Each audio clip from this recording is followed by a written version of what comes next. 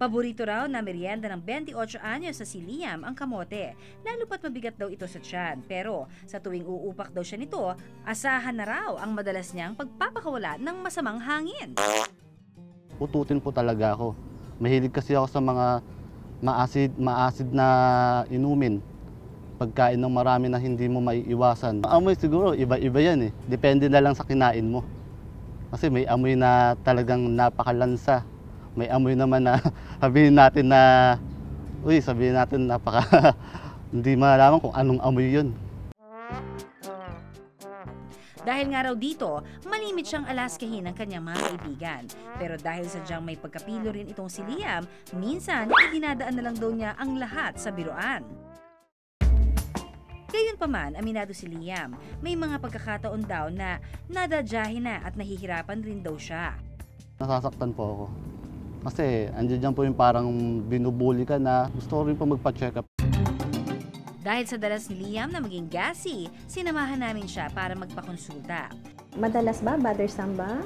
3 times a day po. Okay lang yun, normal lang yun. Pero may pagbabago pa sa pagdumi? Wala naman po. Ang napansin ko naman sa kanya, basically, essentially normal naman ang physical examination niya. Ayon sa internist at gastroenterologist na si Dr. Michelle Cloa, normal lang daw kapag ang isang tao ay naglalabas ng hangin sa kanyang behind ng hanggang 20 beses kada araw. Kapag tayo kasi ay kumakain, nakakalunok tayo ng maliliit na hangin na siyang pumapasok sa ating tiyan. Habang pinoproseso rin sa ating digestive system ang ating mga kinakain, kakaroon din dito ng formation ng tinatawag na digestive gases tulad ng hydrogen, methane at carbon dioxide na siyang dahilan kung bakit nagkakaroon ng flatulence o pagkakaroon ng hangin sa tiyan na inilalabas naman sa pamamagitan ng at maging ng Na-experience to in so many ways. So, maaari lang we swallowed air through rapid eating, o yung mga humihilik, o yung mga naninigarilyo. No? But kung pathologic naman to, ibig sabihin kung may problema na gastrointestinal diseases, especially kung nararanasan to after eating, ay most likely we are dealing with functional dyspepsia, or sa layman, ito po yung tinatawag nating hyperacidity.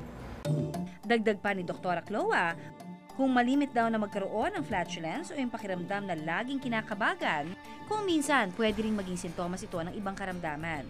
Pero kung talaga pong bothersome na, so I'm using the word bothersome, kayo po ay bothered na dun sa raranasan po ninyong pag-utot, especially kung associated with alarm features, weight loss, may bleeding sa pagdumi, mayroong problema sa paulit-ulit na lagnat, pangangayayat, ay maganda na pong magpakonsulta po sa doktor.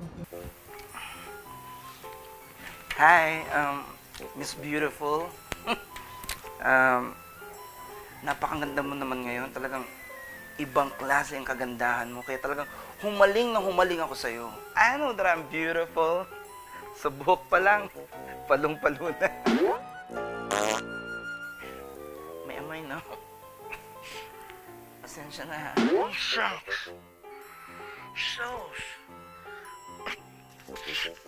Patutirgas ba yun? Sorry. Gotta go. Sorry. Shucks, ang tindi. Oh. Sabi nga nila, walang baho na di sumisingaw. Tulad na lang ng flatulence o gas para sa ilan na madalas itong maranasan o problemahin. Narito ang ilang tips para maiwasan ang madalas na pagpapakawala ng masamang gas.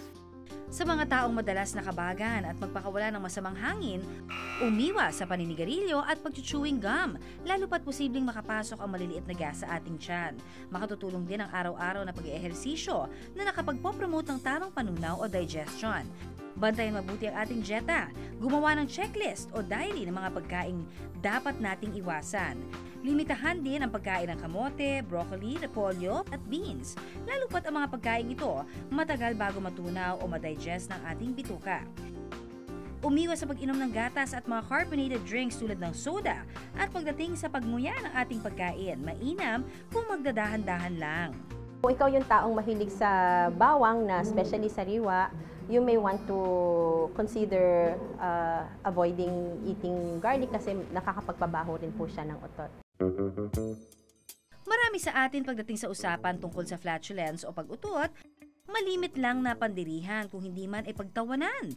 Pero tandaan, kung hindi natin to uupuan para pag-usapan, baka mas magulat tayo kapag sa kalaunay maging tila pasabog ito sa ating kalusugan.